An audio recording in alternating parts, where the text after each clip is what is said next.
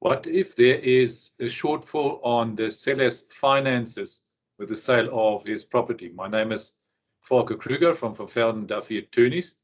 Question is there a plan that can be made? In other words, if you look at the finances of the transaction, there is not enough money available to cover the cancellation figure of the seller's existing bond, to cover the estate agent's commission, if there is commission payable, etc. So question is, can you make a plan to cover that shortfall?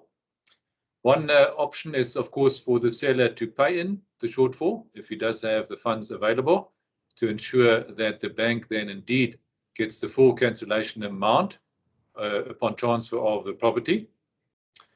If he doesn't have those funds available, another option would be to approach the bank and to request them to provide a reduced cancellation figure, which they would sometimes be prepared to do on the basis that the seller then signs an acknowledgement of debt to cover the shortfall, in terms of which he then undertakes to pay that shortfall after registration in installments. And we have actually had quite a number of these transactions where there is a shortfall and where the banks have then indeed agreed to reduce the cancellation figure.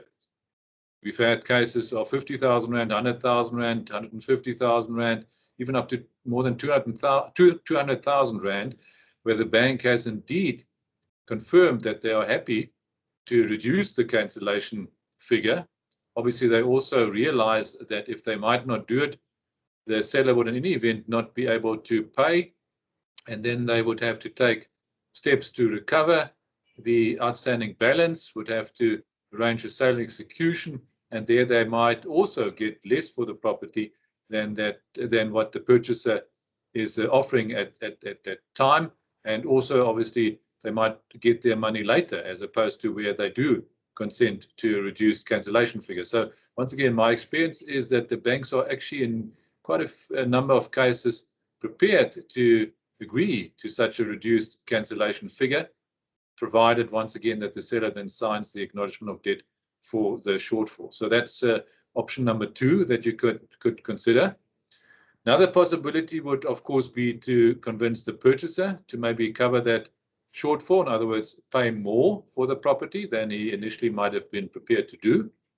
Or the estate agent might agree to reduce commission amount, or a combination of the 4 options that I mentioned now might also be a possibility that you could consider. So if there's a shortfall on the seller's finances, it's not necessarily the end of the day. There are actually possible solutions that you could consider to ensure that such a transaction indeed does proceed.